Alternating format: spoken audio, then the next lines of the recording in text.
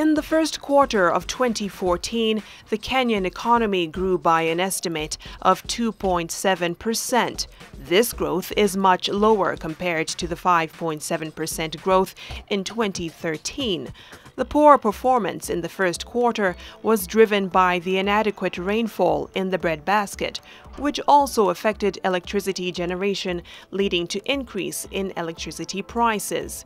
The Kenyan economy grew by 4.7% in 2013, and it was driven mainly by consumption, did very well. Net exports improved from almost negative 3.5 to a lower negative, so it wasn't a drag on growth. The World Bank projects that Kenya's GDP will grow at a rate of 4.7% a year in 2014 and 2015. This will be powered by aggregate demand fueled by strong consumption and investment. Our forecast for 2014-2015, the economy will grow at the same pace, 4.7%. This is simply because of the deteriorating security situation and drought, which started in the fourth quarter of last year. Kenya lost 23 billion as a result of that drought.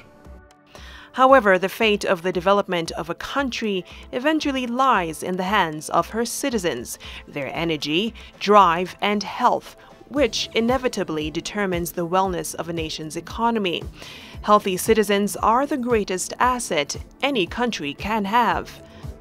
Every time you invest in preventive health care, there are a lot of benefits in terms of the savings that you can make in your healthcare budget. Because the earlier you address any health issues, the better. The investments are much less, the population is much more healthy, and for any economy to grow, you need a healthy, population, and the best way, a most effective, efficient way is to invest in primary health care. Sadly, Kenya's health sector faces many challenges. The health outcomes are inconsistent with its aspiration to become a middle-income country.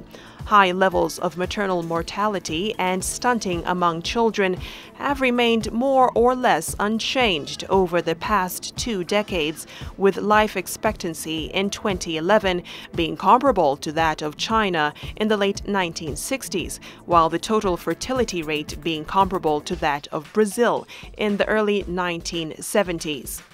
Health outcomes are weak and public spending too low, forcing households to bear too much of the burden.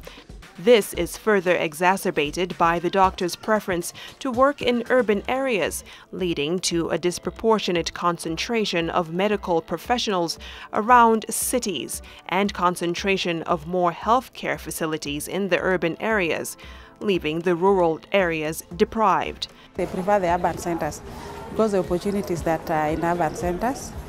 In rural health facilities, they are restricted.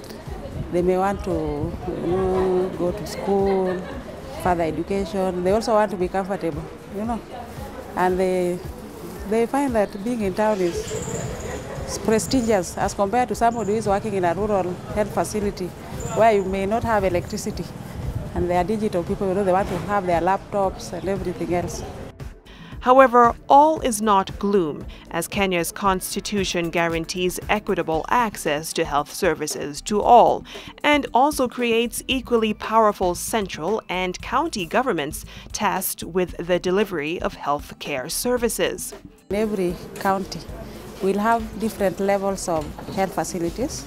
We will have county referral health facilities, because they will be devolved, and each county will want to have their services at a certain level.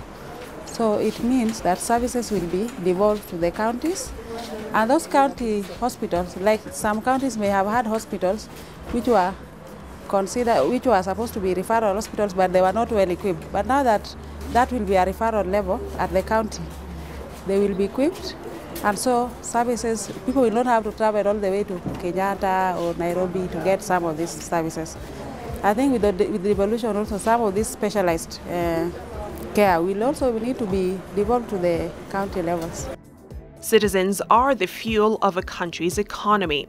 They determine how fast or how slow it grows. And for this reason, their education, empowerment, and most of all, their health must be in the forefront of the government policies. Kenya is heading in the right direction in noticing this, and the devolution of healthcare to the counties has the potential to not only improve health outcomes, but also help its stagnated economy finally take off.